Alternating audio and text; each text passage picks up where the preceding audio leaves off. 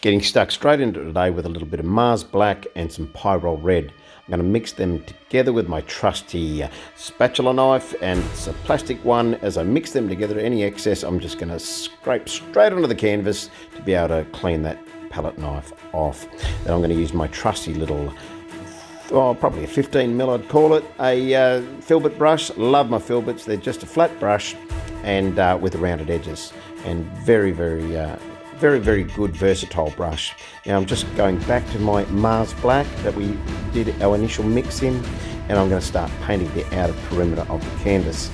Now I'm going to start to blend here and leave it up to my young apprentice to give me the lowdown on the Amazing Spider-Man's colours. But Spider-Man does a little bit of red. Is he? Yeah. His face is red and his arm is blue. Under his arms is blue there. So there you have it, from a very young four-year-old fan, the exact colours that Spider-Man is apparently blue and not red. But just as well, we're only going to be painting Spider-Man's mask today. Again, I'm sticking with the blending, and I'm mixing between the mix of Mars Black and Pyrrole Red, and also using the Mars Black in the darker areas. Here I'm just starting to shape out the face with my brush. I'm not really being too worried about getting everything just right.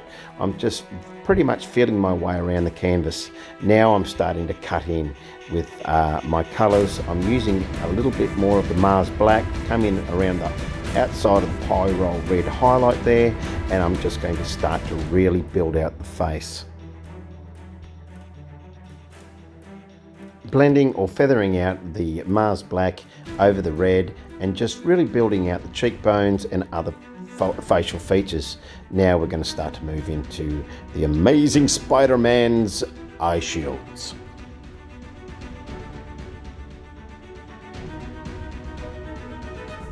Moving away from the Mars Black and just using some carbon black for the outer perimeter.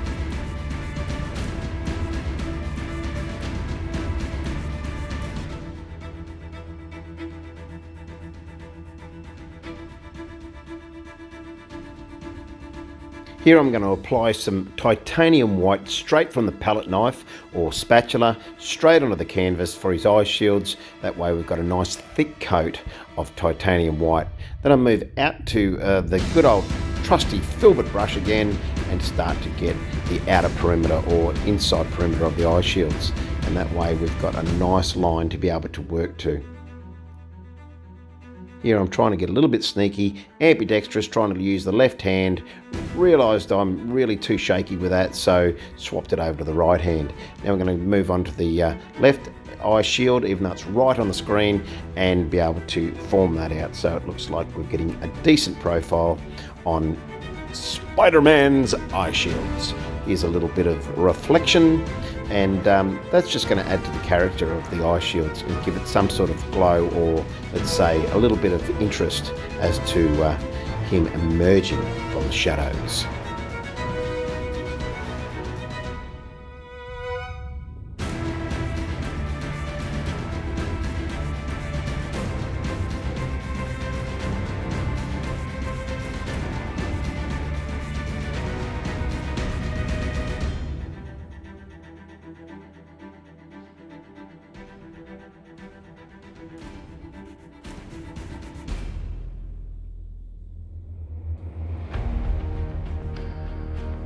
You may have picked up the transition between the filbert and the round brush or fine liner brush there, just to be able to get into those really tight little areas.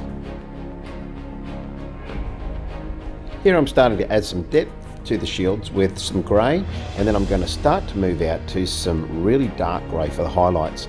May even go into some black in some areas to really bring out those darker parts of the shields. Transitioning to a 10mm filbert, I'm just going to use some Pyrrole Red straight onto the canvas and start to really bring out that red glow to Spider-Man's mask. And there I was using a little bit of titanium white for highlights, and wet into wet, that way it blends rather easily, and plus I'm a very lazy painter.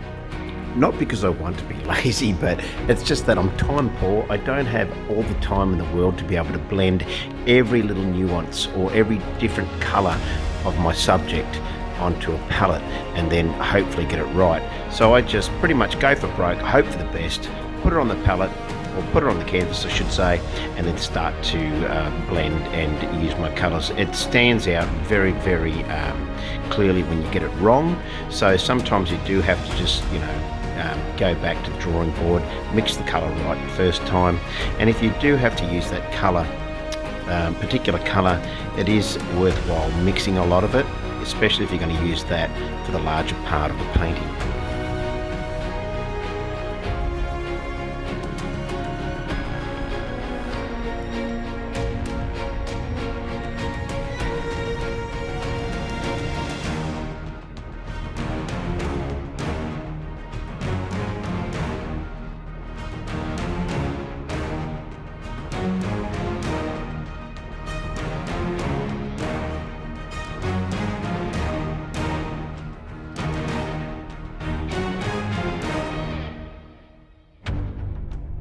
Using the edge of a 10mm flat brush, I'm dragging it over the canvas for his black webbing using carbon black.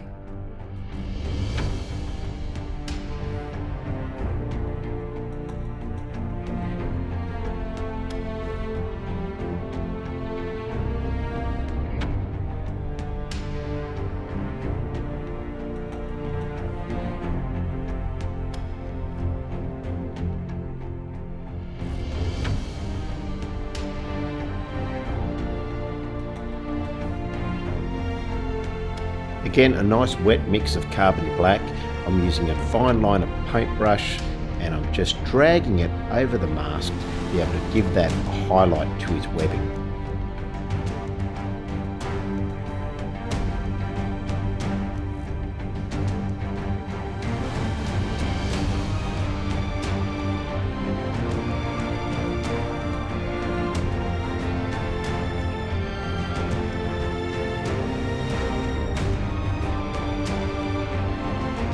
Using a straight titanium white, I'm painting besides the black webbing that we've just painted onto the mask, and that way it'll start to really bring out some highlights or make it look like the titanium webbing to the mask is protruding and catching the light of the street or wherever it might be that he is emerging from the shadows.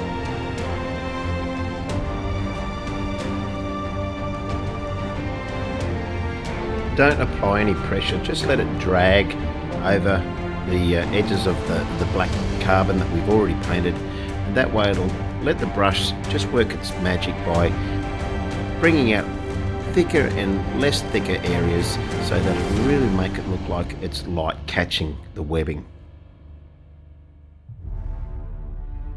Now, when my two youngest kids are acting up or playing up, I tell them or like to threaten them with having to sit through every one of my art videos that I have on YouTube, and they snap in a line very quickly.